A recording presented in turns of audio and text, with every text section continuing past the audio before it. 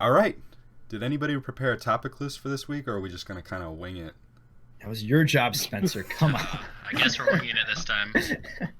All right. This is RebelLUG Roundtable number 3.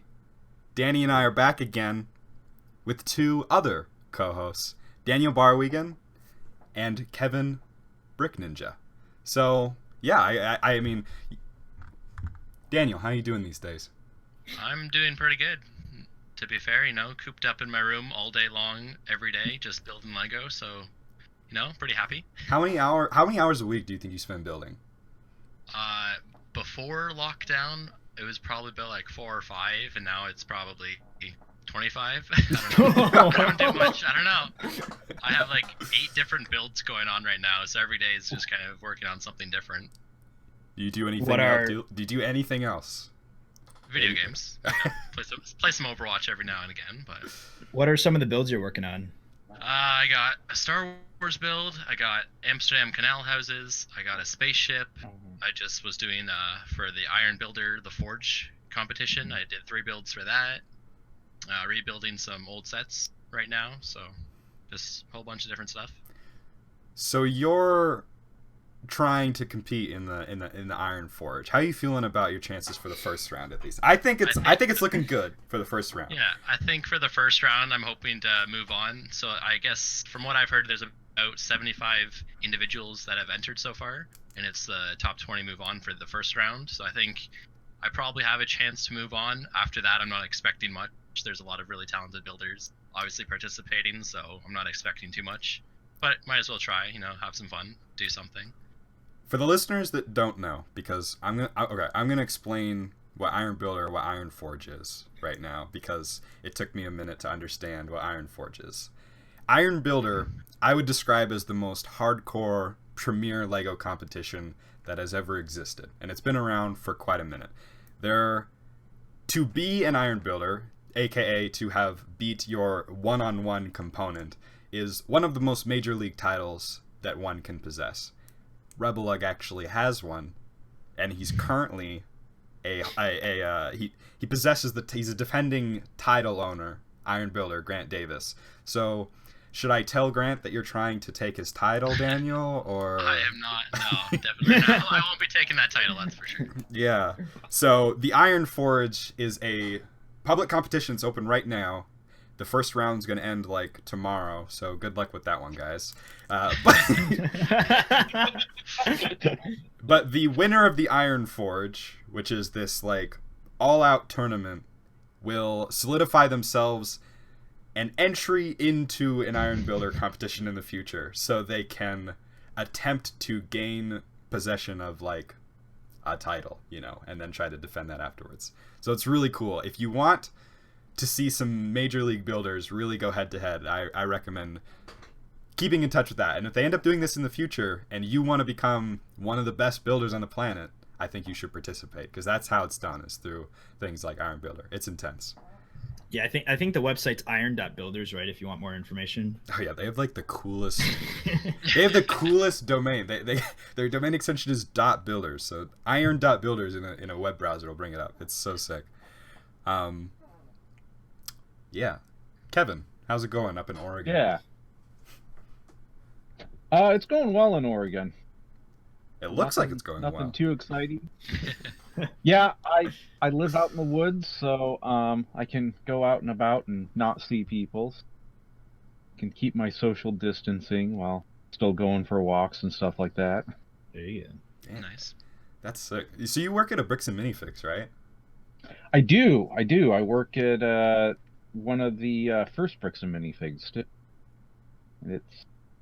It's really interesting. One of the things that's always fun is just like seeing different sets come in, whether it's sets from when I was a kid, or new stuff, there's lots of sets where I'll be like, oh man, I kind of want this one, but I'm not actually going to buy it. I don't have the room for it. I don't want to spend the money on it. And then I get to have my hands all over it and be like, okay, this is really cool. And sometimes I like sets a lot more after seeing it, and other times I'm like, hey, that one's kind of boring. For our viewers who don't know what BAM is, Bricks and Minifigs, give them like a quick overview of what the stores are. So the official statement is Bricks and Minifigs is basically a Lego version of GameStop, minus the financial struggle.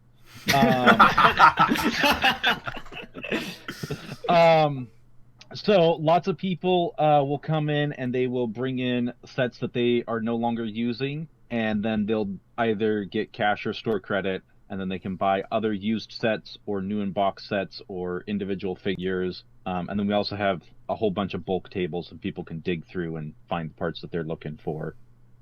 Before I worked there, I was shopping at the store, and it took me about 6 months, and I brick picked the original UCS Millennium Falcon. There were some substitutes, obviously, the really hard to find exclusive stuff. But other than that, I was able to brick pick the whole thing over a course of several months. And so we got people who do that, people who are just missing a piece off of a small set, whatever. Wow. Good Yeah. stuff. Those have been popping up a lot more than, like, I see them. I ran into one, like, completely by accident when I was up in Northern California. We were driving down the freeway and I saw it on the side, and I was like to my boy, like, let's go check it out. And like, Yeah. I've seen it. I saw one like in the background of like a meme post on Reddit or something the other day, and I was like, and then I looked it up, and there were like there were way more than there were like even like 2 years ago when I first found out about it, when we went to the one in Illinois during Brick World. Yep. Yeah, I don't know the exact number. I think it's a 45 to 50 locations. And the first one started 10 years ago. So it's been growing pretty consistently. So Yeah, for anyone who wants a closer look, we actually did a video of it on the RebelLUG channel, the one that Spencer was talking about by Brick World. I think it's actually our most watched video, isn't it? Yeah, it is. It's the tour of Bricks and Minifigs. So. Maybe one of like the Alec like compilation things maybe has more, but it's for some reason, people are really digging it. So that's gonna be a pretty cool job, right? Like for a Lego fan. Yeah. Oh yeah, no, I mean it's fun. I mean, I get to see all the stuff. Someone recently brought in the new UCS Batmobile, the 1989 one, and my opinion of that set totally changed after seeing it. Like, I saw the pictures, it looked good, but it came in and I was like, oh man, I almost went out and bought it. Like, it's so much better in person than it was just on the box art, and it looks great on the box art. But I restrained myself. I decided I didn't have room for it. Yeah, dude, that set is gnarly. Like, oh man. So how long have you been working there? Like, do you have any suggestions? How'd you get the job? Let me see here. So I've been there probably 4 years. And honestly, I got the job. I came in to shop, and the owner, we'd interacted, and he just kind of made a statement that, he was looking to hire a new manager. And I was like, okay.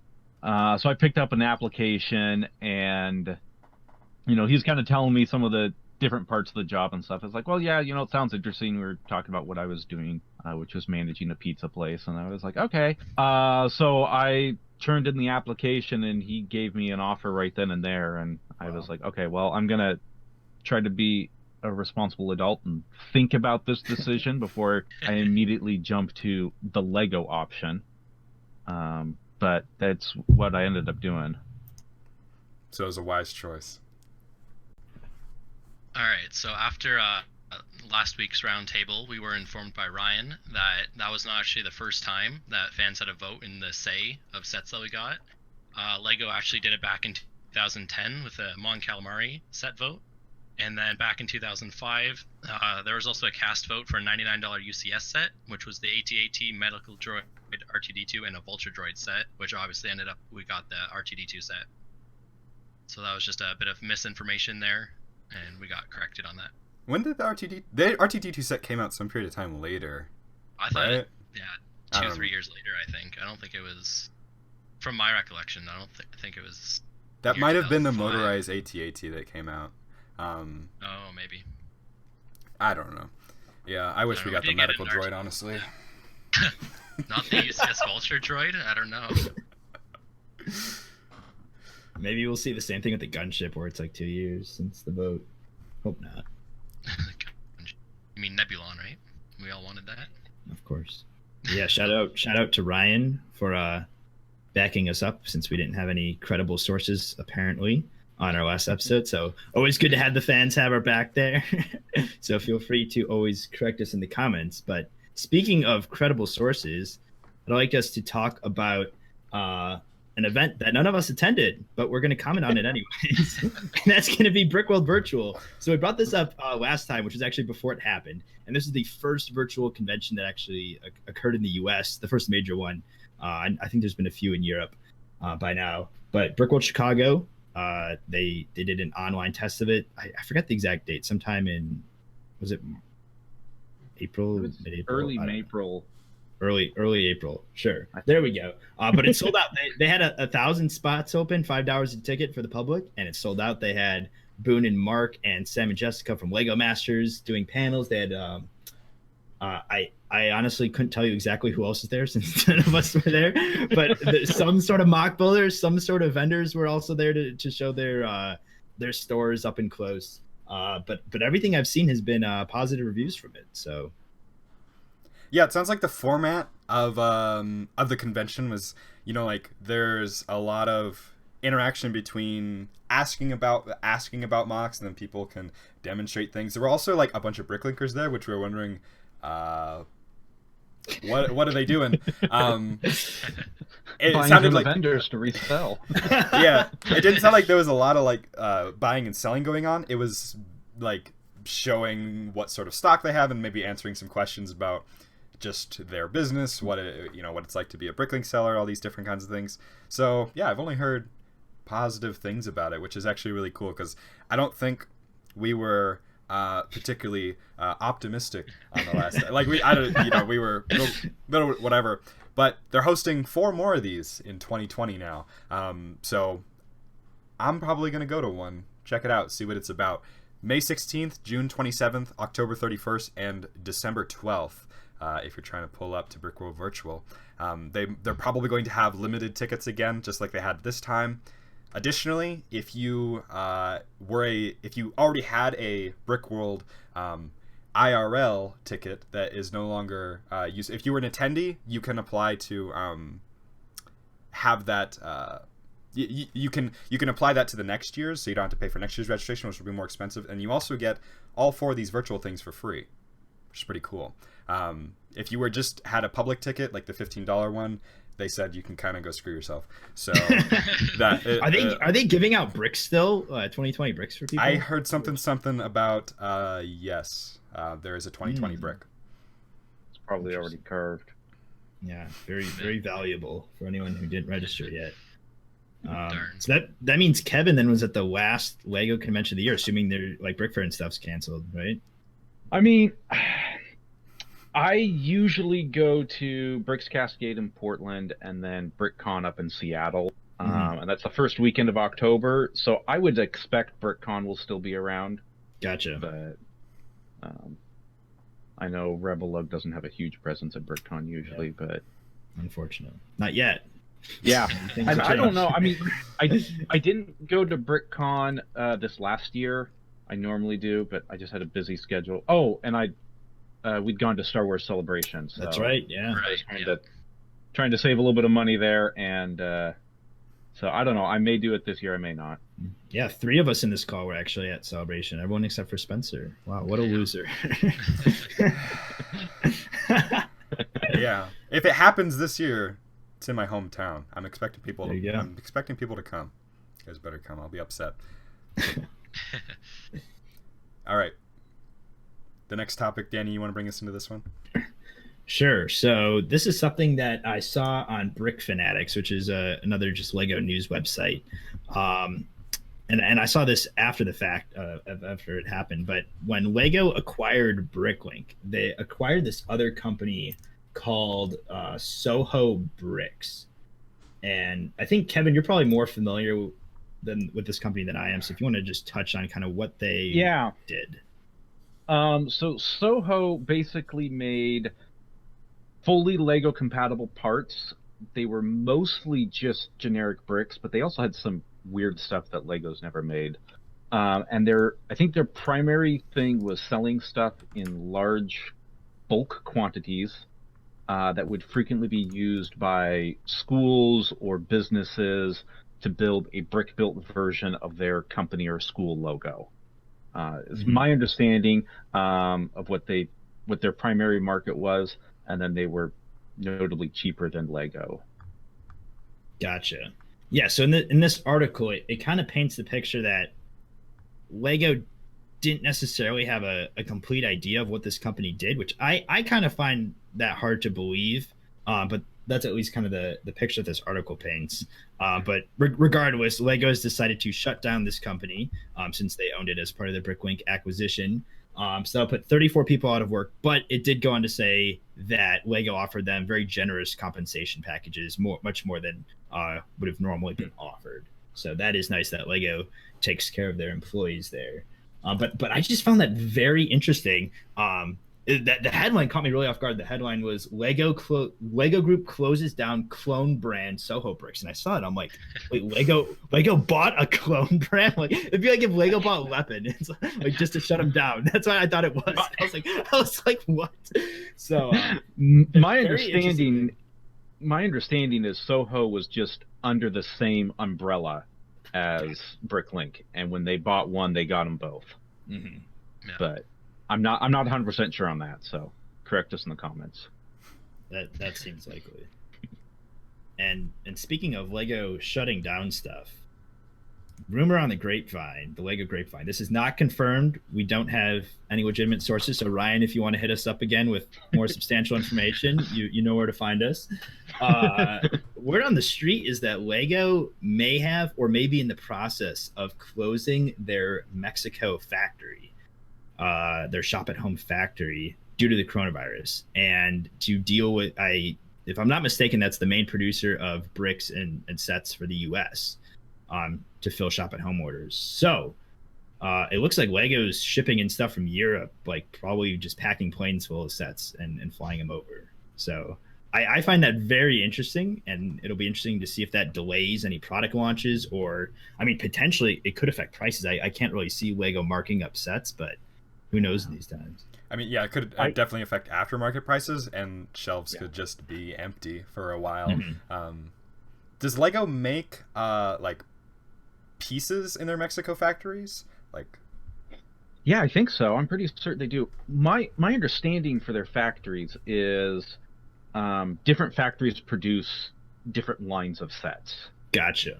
So like Star Wars, I think, is made in Denmark. Mm-hmm.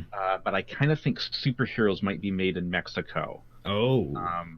And I'm not certain on that. And I think this is done so that each plant doesn't have to have the same mold. That makes sense. Yeah. Whatever plant does Star Wars, all the rest don't need a Darth Vader helmet mold. So it could be more themed base potential shortage, but I don't know. Interesting. But if they did end up closing down the Mexico plant, they probably would have moved molds to other plants or something like that to be producing elsewhere. Yeah. They know what they're doing, though. I'm just glad to hear that the Star Wars ones are in Denmark, so we get that 501st battle pack on time. Yeah, we wouldn't want to miss out on that. There would be riots in the streets if that did not happen. Yeah, I would say I feel bad for these Marvel builders, but I don't. Are there Marvel builders? And I'm not even certain that superheroes is in Mexico. That's just kind of what I'm thinking off the top of my head. Gotcha. It might be safe this time. They'll have a limit to one battle pack per person. Yeah. So they can't keep up with the production. Yeah. Oh man. Has anyone seen the Mandalorian pack on shelves?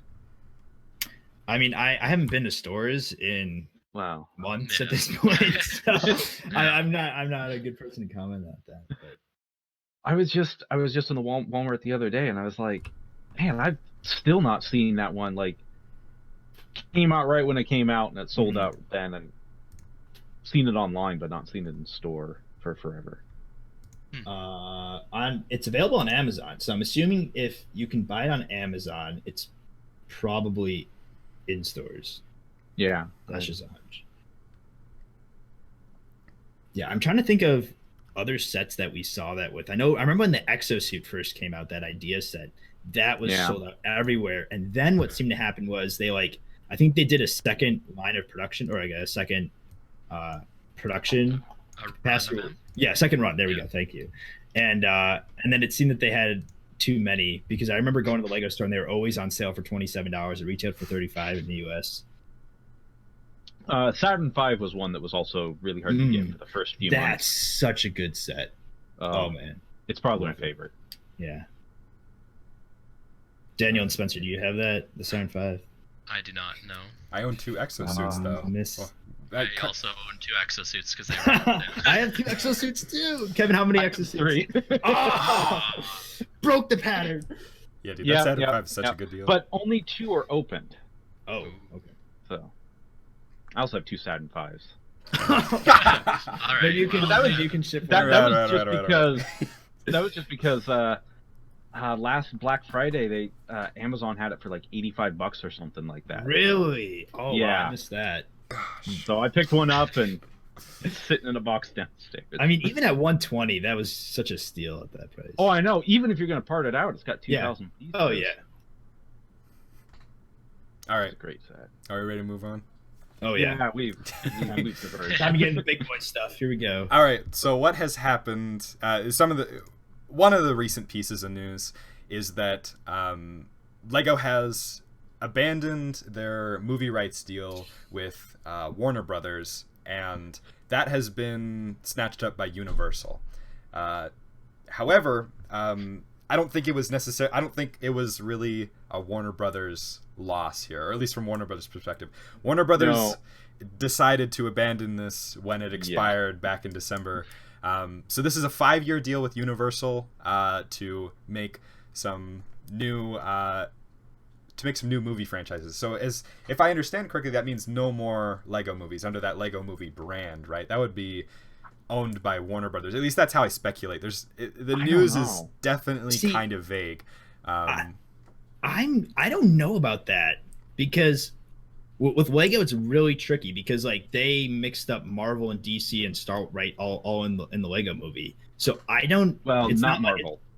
Oh, I take that back. Because it was Warner Brothers. Oh, So they had, and that's the thing I'm really interested about, because very likely under the contract, it's all going to be based under the contract. yeah. Lego will retain the rights to Emmett, Wild Style, That's all what that I kind of would stuff. figure. Yeah. But they very likely will lose Batman, because that's Warner Brothers.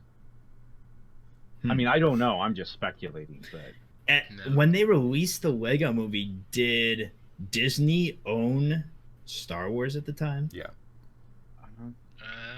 Yeah, Disney has owned Star Wars since probably like 2000, maybe early. Yes, it was before Lego movie came out 2015 or something like that, right? 2014, I think. 2014. February something 2014. Well, because by the one I'm thinking I'm going down is like, was it a Disney conflict with Warner Brothers that didn't allow Marvel to be in there too, or was it exclusively because they had DC heroes they didn't want Marvel ones? No, I think it was. I think it was Warner Brothers. That. Yeah, I think it was just because Warner Brothers is DC. Yeah, they don't want their rival heroes in their movie, So, right? Yeah, Disney bought Star Wars in 2012. Mm-hmm. Okay. So they definitely had Star Wars. Yeah, so I have nothing to back this up. This is only just my hunch, but I would assume that owns like movies, like the rights to like that, the concept of that, like you said, Kevin, the characters in that, because it's such like a weird thing, because it's like a product that they're making a movie of, and not like they're making a product based on a movie. Like the product is the movie. So that if anyone actually knows the answer to this, throw in the comments, or someone wants to read through I don't know if they parts of the contract, or I doubt it, but they're posted online. That'd be interesting to see, because then if that's true, then they could make like a Lego Movie 3, and maybe it's a bunch of Marvel characters in there now. Yeah, I'm trying to. That'd be really fun. I'm trying to think of an example where a studio made a movie about a property that they didn't own. Like, Disney didn't make Star Wars until they already owned Disney didn't make the Marvel movies until they already owned Marvel. Same with Star Wars. Same with Warner Brothers and Batman. Like, but it's just so different, because, like, okay, for example, like Trolls, right? Trolls did not exist before the movie came out, and that created this product. Where the Lego Movie didn't create the product of Lego, it was just it would be like a documentary almost. That's what I'm saying. But if you have if some intellectual property already existed, say some obscure comic book or whatever, like, maybe it's like a Scott Pilgrim or something, and then a studio goes and makes a movie on that, the studio doesn't own Scott Pilgrim. Scott Pilgrim's still owned by the guy that made it, or whatever company owns that, assuming that, I don't know who produced Scott Pilgrim, but I mean, Lego's going to obviously maintain the ownership of their brand. Yeah. But it's the question of who created the characters and who owns that, Well, that's what I'm saying. I think that would mean it transfers over. They're allowed to they have the Lego Movie rights. Maybe the closest thing to it would be like a book, like a movie based on a book. And then if there was, like, for example, if Harry Potter, right, that's based on the books. Right. And if like midway through, like, whatever, I don't know who made Harry Potter, was it Warner Bros? Midway through, Warner Bros. Like, we don't want to finish this, and then if someone else would be able to then pick it up and finish telling it, I think that would be the closest equivalent to this. But again, the difference is these characters were created under Warner Brothers, unlike Harry Potter, where they were created under J.K. Rowling. So I mean, it all have to do with how the contract is worded. I expect that Lego would retain the rights of the characters. Like, I figure that's probably just how it's gonna have been worded or created. Yeah, they might own it, but do they plan on making a third Lego movie? Like, if you look at the profits, maybe they deem it not reasonable to make a third one, maybe. Yeah, Spencer, do you want to take us through the profits of all the past Lego-related movies? Yeah, that's why I think Warner Brothers was, not. I don't know if they were fine with releasing the Lego property, because the first Lego movie did extraordinarily well. As far as movie standards go for something like this, there hasn't really been, I don't think, any product-based movies like this. All the spin-off things have not done this well, which is $468 million in domestic ticket sales. The Lego Batman movie, I think, also did pretty well. Amazing movie. Like, if you guys haven't seen it, it's really funny. I have a poster. But it didn't do, I don't think, nearly as well on this scale as the Lego movie, with 311 million in sales. It falls further with the Lego Ninjago movie, almost more than slashing the Lego Batman movie in half with 123. And then the Lego Movie 2, probably riding on a lot of the popularity of Lego Movie 1, had $192 million in sales, which is a little bit more than the Ninjago movie. About 2/3 of the Lego Batman movie. Like, this has not been working out well for Warner Brothers, I would say. They might still be making a profit, but I doubt it's what they expected after the first Lego movie happened, and they might have renegotiated things. And they spent almost twice as much making the second Lego movie as they did the first one.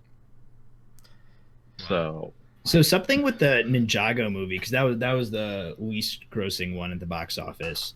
It used a different style, so the entire world was not brick built, unlike the other movies where everything was made out of Lego. In the Lego Ninjago movie, a lot of the landscapes were textured; they weren't Lego. Yeah, pieces. and the water too.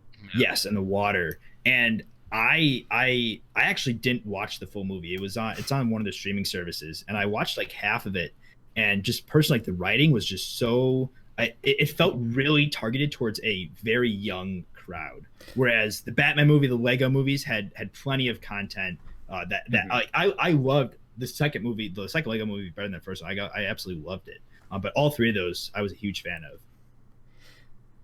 Yeah, I mean, I can't imagine they expected the Ninjago movie to do well as a broad Lego movie or with something like Batman, but But it did have that TV show for how many years? Like, it's still running, isn't it? Yeah, it's still a big it's like brand. 14 years or something like that. Yeah, so that should have contributed something to it. The stylization of not having everything be brick built followed along the TV show, which probably has more realistic landscapes and stuff. That's fair. And it's also probably a lot cheaper to produce, and maybe the ratio of if somebody could look up the revenue to like the budget, that would be cool. Does anyone know how it works? Like, who builds all those landscapes? Do they have like Lego designers helping out, like build it digitally?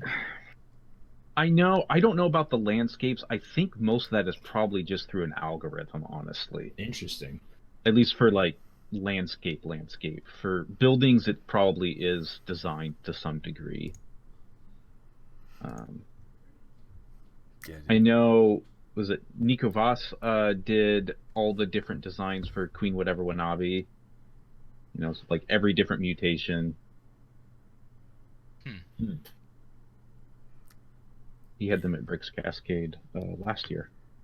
Yeah, dude, he's a really talented builder and designer. So many, like they really put their A team on the Lego Movie sets, or especially the Lego Movie 2 sets. Yeah, those are crazy.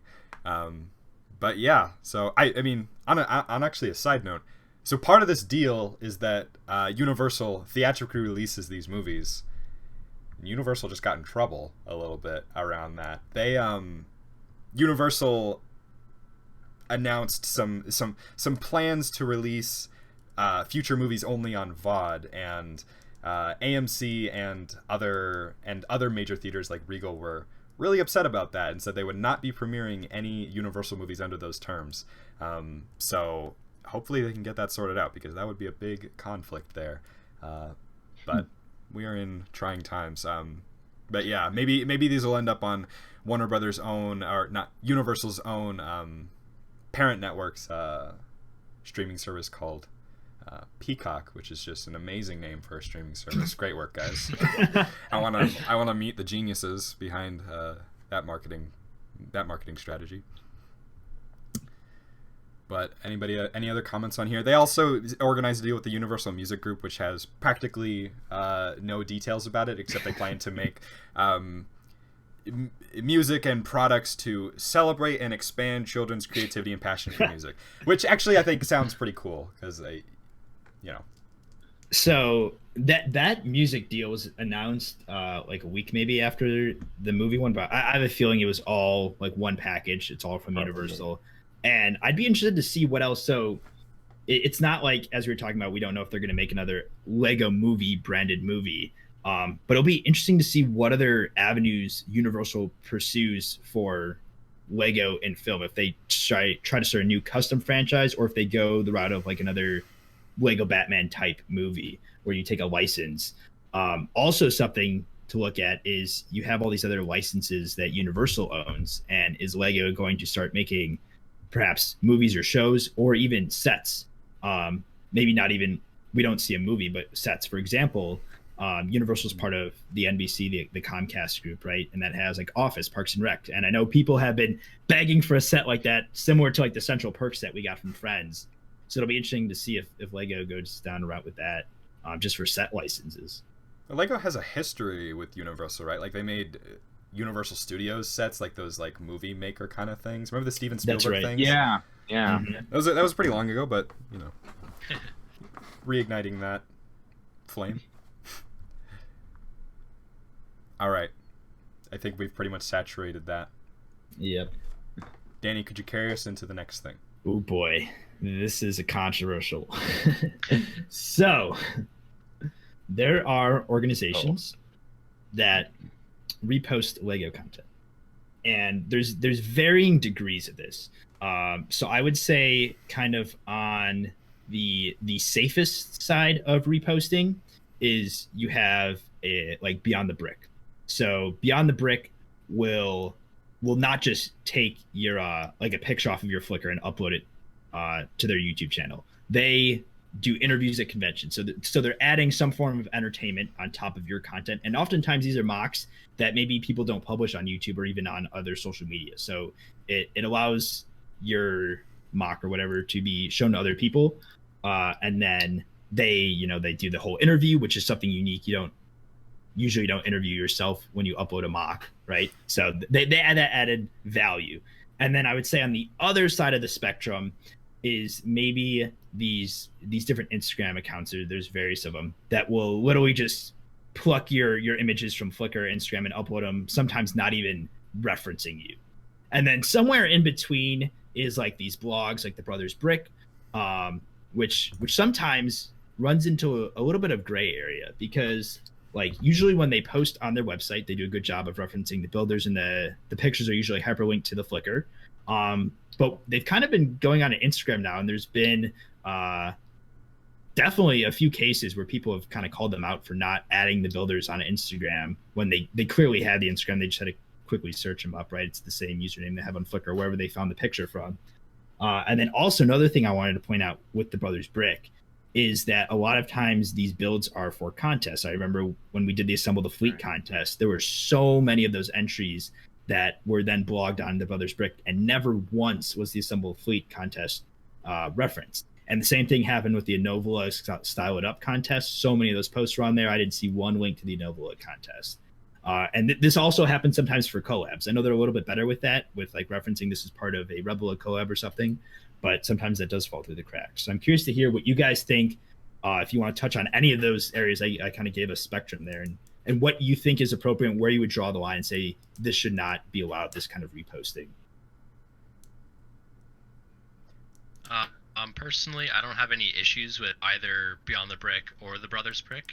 I think both of them add something for people who may not be following that person already on Flickr, so they wouldn't have seen the build, but maybe they do follow the Brothers Brick, or maybe they just see it on YouTube and they're like, oh, look at this amazing spaceship built in Germany, that's really cool, right? So I think from that perspective, it does showcase other builders. I think for like the typical person seeing that, I think is valuable to showcase, more mocks around that you probably wouldn't have seen otherwise. But I do agree that maybe with the Brothers Brick, they maybe are slipping a little bit with a bit of information, like referencing the contest. And maybe it's just a matter of fact of they didn't specifically tell the people who do the blogs to, hey, make sure you reference if this is from a contest or not. Maybe they're just too quick about it, and they just see, oh, look at this really cool build, and blog about it, and they didn't even read the description of the photo itself to find out. How do you? Oh, go ahead, Kevin. Yeah. So I was just gonna say I'm kind of on the same thing. Like, Beyond the Brick, I've got no problem with them. They're great guys too. Brothers Brick, they got called out quite a few times about not tagging builders on Instagram, and I would say in the past month they've been significantly better at that. So that seems to be something that they took to heart and are improving. So that's good. It would be nice to see them call out some more on contests and reference to those things there, but it's hard. I don't know. I don't even always mention what contests I build something for. Yeah, I was gonna say, do you even think it's the obligation of a company that's blogging or reposting or something to reference this was part of a contest? I don't think so. I think it's nice. I think a lot of people would appreciate that. Certainly the contest leaders would, to get the name out, but I don't really feel like it would be their responsibility.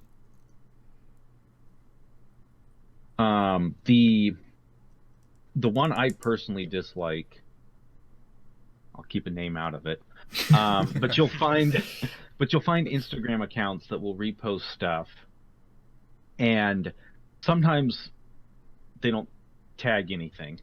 I have come across ones where they will actually just claim it as their own. Wow. But that's why I now have a watermark on mine. I had a build of mine stolen, or the picture stolen, and re-uploaded. And the watermark doesn't do much, but hopefully they're too lazy to try to pull it out through Photoshop or whatever, you know. And then, but there's one account in particular that is very much so, like, they'll post the photo and then you'll get like a full paragraph about how you should follow their own account for more Lego builds. And then down at the very bottom will be like build by, and then have the original builder. And you just know 98% of people never click to expand the description to see who actually built it. So, I mean, I think if you're going to repost it, I mean, it'd be nice to be like built by so-and-so, and then you can toot your own horn, but that's my 2 cents. Yeah, I personally am not terribly... I'm not usually very excited if my build gets reposted. Every once in a while... Here's what happens. Like, I think there's sometimes, depending on if you have experience with it or not, a common misconception on how much shoutouts, how far shoutouts get you. Like, how much, what's the word I'm trying to think of? Like, you know, attention or whatever. Engagement. Yeah, something like exposure, you know. Yeah. How false the concept of like exposure is. Somebody will repost my build, and that picture will get 5,000 likes or something off of their 50,000 followers that they've gained from repost, you know, just spam reposting builds 2, 3, 4 times a day off of, you know, people everywhere. I might gain 3 followers off of that, you know, like it's so marginal that I often feel kind of used, you know, by a lot of these organizations. And I don't know, but also that's why at the same time that I appreciate organizations, I still, at the same time, I can still come to appreciate organizations like Beyond the Brick and the Brothers Brick for making at least, although the content is still often derivative in a certain way, it's still original, because when the Beyond the Brick goes to a convention, the stuff they're making, is still their original content, still their original footage. And I can remember being like, you know, like a few years ago when I was younger, there were builds that I would like see like a really crappy photo on Flickr because whoever, like, you know, all the people that contributed to this collab, they're so tired at the end of the convention that nobody can really be bothered to like take a good, you know, few pictures of it or edit them or whatever. And then thank God, like, you know, Beyond the Brick did an interview with all of them. So there's video footage out there of this build, and I very much appreciate it. But yeah, I don't know. It's a tough situation that has a lot of gray. RebelLUG's kind of a repost organization in that way, if you look at our Instagram. But yeah, I would members consent to that sort of use. Yeah, that's it. I want to take this kind of like a level higher and look at it more broadly of like, when you post something online, like what exactly are you consenting to? Like obviously like legally, right? Like that's copyrighted photo. Like you could probably sue someone if they uploaded it or something, right? Especially if you use that like feature on Flickr where you can claim copyrighted and stuff for it. But realistically, like if you share something online,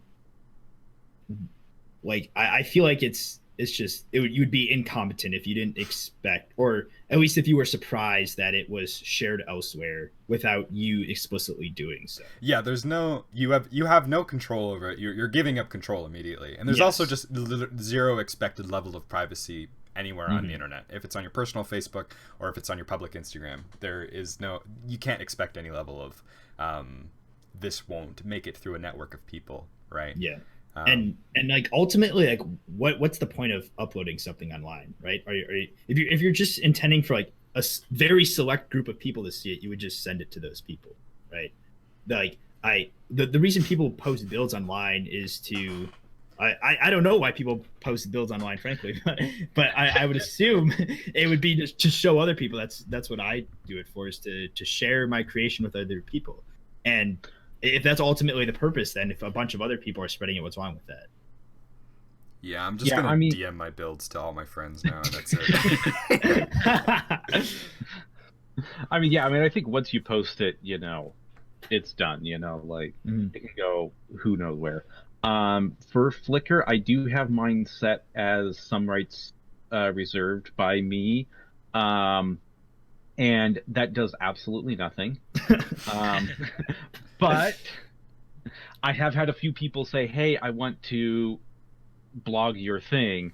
Will that be okay?" Because they're like, "You do have it marked as some rights reserved." I'm always like, "Yes, that's fine." But I do like, kind of at least being able to say that I've publicly said, you can't do whatever you want with this. Not that it's going to stop anyone from doing whatever they want with it, but. So at the end of the day, if someone like the Brothers Brick or some Instagram account that features builds wants to feature it, do you think they should have to reach out to you and ask for permission, or do you think it's fine for them just to do it as long as they link you, or do they not even need to link you? I mean, I think they should link at the minimum. Okay. I believe, with my understanding, is legally they technically should have to ask to use it because it is your property. However, I'm not bothered if they don't ask, and I would have a hard time actually comprehending everyone trying to ask to repost. It's just not really realistic. Yeah, Daniel, would you agree? Yeah, okay. For sure, I agree. I think it's be nice that those people seeing it know who the original builder was, but I don't think it's necessary for them to ask every single person that they want to repost or blog about. I don't think they need to reach out personally, but I do think linking the original creator would be a nice thing. Yeah, because another place we see this is, I know Brick Vault does like top 10 mocks of the week or whatever, and I know a few other YouTube channels are starting similar series, and I think they do a good job of linking it, at the very least just mentioning the builder of those. So it's definitely something that's not going away. It's gonna grow further. So like you said, it might become burdensome for some builders if they're just getting a billion requests from people like, hey, can I upload this to my blog or my YouTube video or whatever? Well, yeah, I'm trying to think if there's some because what you were saying, Spencer, with realistically, you're not really going to gain a lot of followers from someone else posting. You're not going to get a lot of exposure as much as is commonly thought. Yeah, the way people, if you're an average consumer, and you're not trying, because if I see a really crazy build on the Brothers Brick, I'm gonna seek out who the builder is because I want to keep in touch with their future work. I want to see their whips. I want to see it all. But if I'm just a regular dude, I only want to see the good stuff, and that means I'm just gonna follow the Brothers Brick and then look at the builds. It doesn't affect me who made it. I don't care. Yeah. Unfortunate.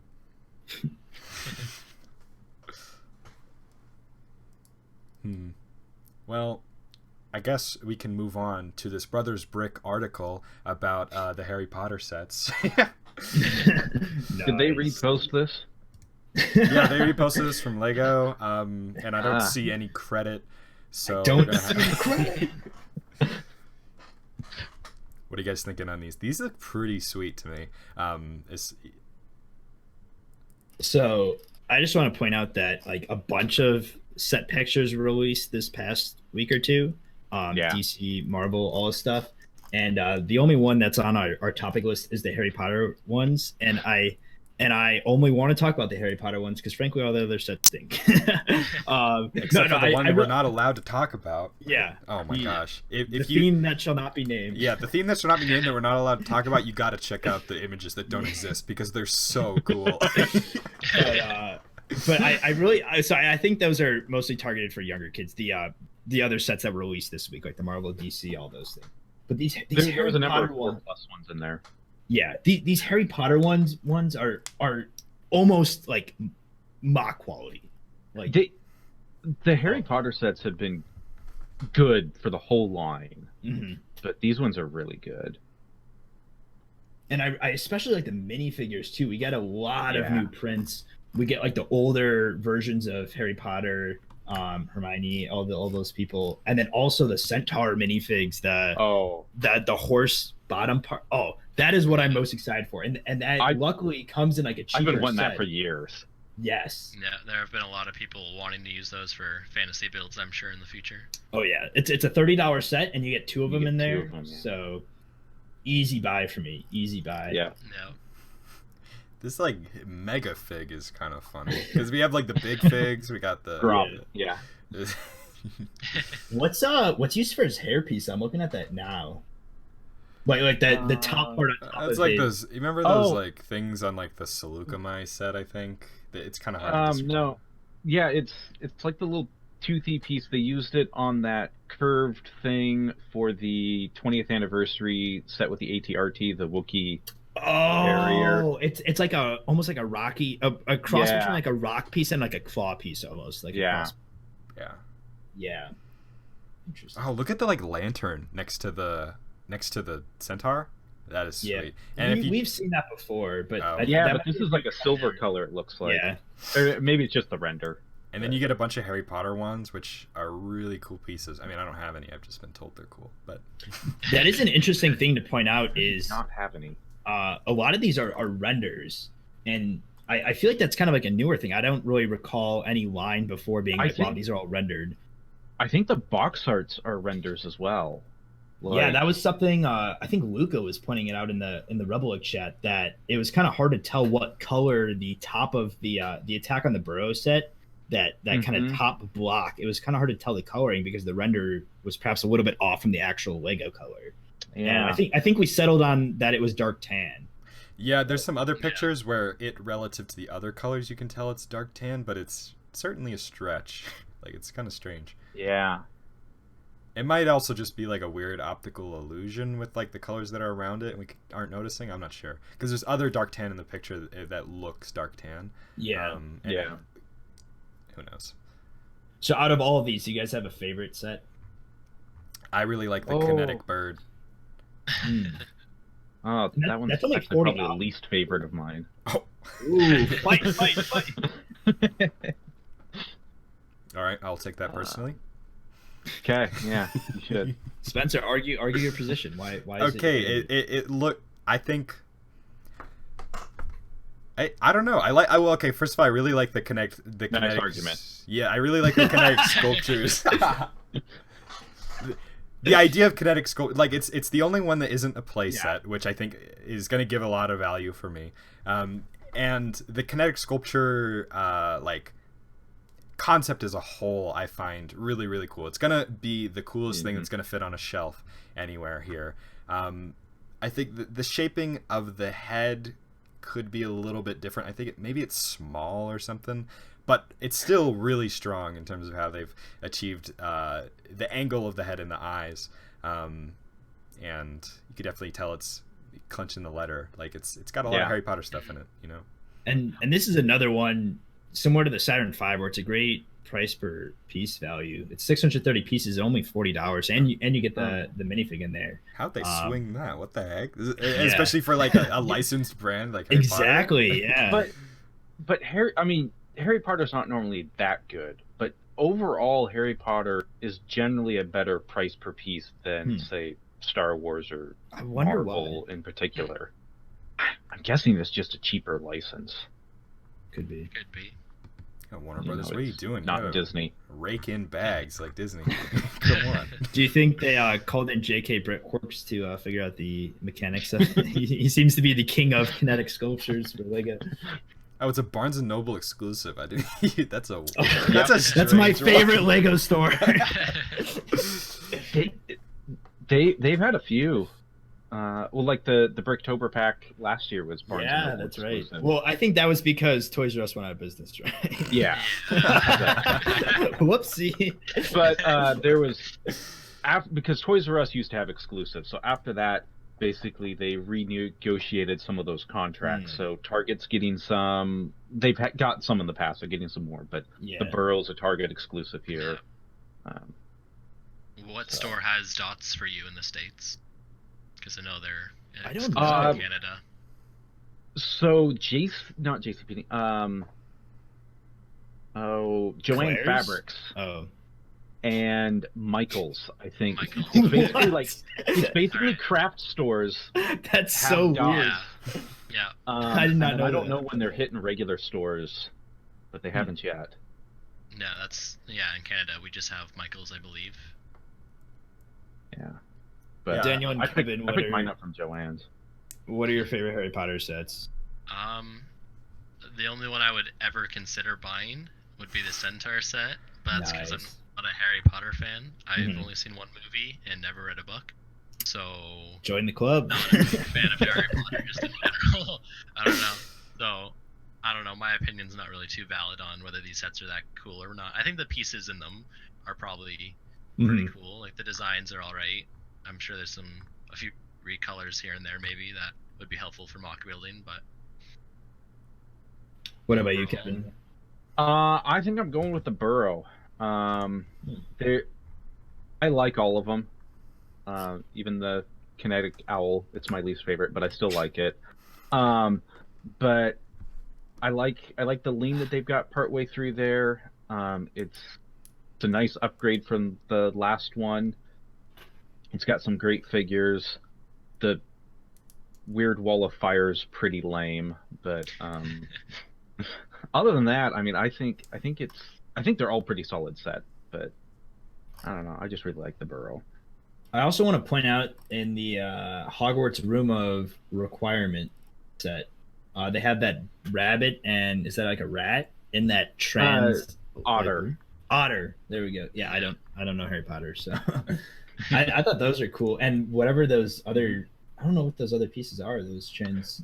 It's those superhero like power blast ones that you flip in their hands and they the flick out. energy effect. Gotcha. Yeah, Interesting. but those, Yep. the animals are pretty cool. Yeah, and that set also has 4 wands, and I know a lot of people like to use wands now in mock, so that's a plus. Yeah, does the set come with an extra for each one? Uh, it will if they're different colors. it looks like, So like there'll be 3 two of for them? Hermione. Yeah. I can't tell. I think Luna and the statue guy both have brown, and then Harry has dark brown. Yep. So So I would agree with they that. would share a one then. They wouldn't have two. It would come with like 7. Luna and that statue will probably just share one sprue. Okay. Yeah, so you'll get 2 reddish brown, you'll get 1 or 2 dark brown, and then 2 dark tan. Yeah. 6 wands. Pretty cool. Yeah. So I think those are going to be a huge hit. I know the last ones were when I briefly worked at the Lego store was when the last wave came out, and they were sold out all the time. Especially that train set, that was the most popular. Yeah. Good one. The Hogwarts Express. Well, does anybody have anything else that's interesting to talk about? Any favorite mocks from this past little while? Anything particularly interesting, incredible, mundane?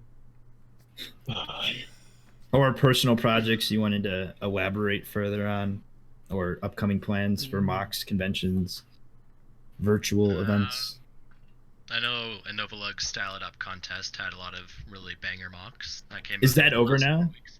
It is over now. Okay. Yeah. Oh yeah, dude. Luca destroyed that competition. Like, there were some other really good entries, but I think he might win. I don't know. He killed it. Yeah. He did really good. Yeah. I only entered twice, and only one of those entries did I actually like, but you know. Did they announce the winners as it was going for each I think The, they, the Yeah. winners were announced a week after the round ended. Gotcha. So, And then they're going to announce like the overall. Is the overall winner based on the rankings from those, or is it just yeah, in from general? Okay, 3 scores from gotcha. your build. And so. did Luca win all the? I'm paying attention. He won the one with the hand, I know, but I don't know about the other ones. yeah, I don't think he won. I think didn't Simon? Yeah, I win? think that's the only one he the won, second because one? Simon won once, Yeah. and I can't remember who Oh, won Marcus the second Rolmuller week. won the 4 stud Oh, Okay. interesting. of the Native American. On the That's four right. stud. That's Wow. right. So he won that week. Yeah. And But then they we do don't know have about the fourth week. they have a list of like the next 10 best or whatever with like points beside their name. Gotcha. So you kind of might have an idea of who could win, I guess. Mm-hmm. Yeah. You know, Keep up we'll with have that to stuff. see with all the conventions canceled. We might be able to host some more contests because we got some more support requests to use. So if anyone watching this has ideas for a contest from RebelLUG, hit us up. We're happy to consider it. Yeah, we're completely out of ideas. We're all done. We're about to close up shop here if we don't get another one real quick. All right. I think that's about it. Thanks for listening. Check out Daniel and Kevin, Daniel Barwegan and Brick Ninja on Instagram, the YouTubes, the Flickr. They're working on some really amazing stuff. And we'll see you back in hopefully another 2 to 4 weeks or something. I don't know. Who knows? All right. See you guys around. Later. See ya. All right, see ya.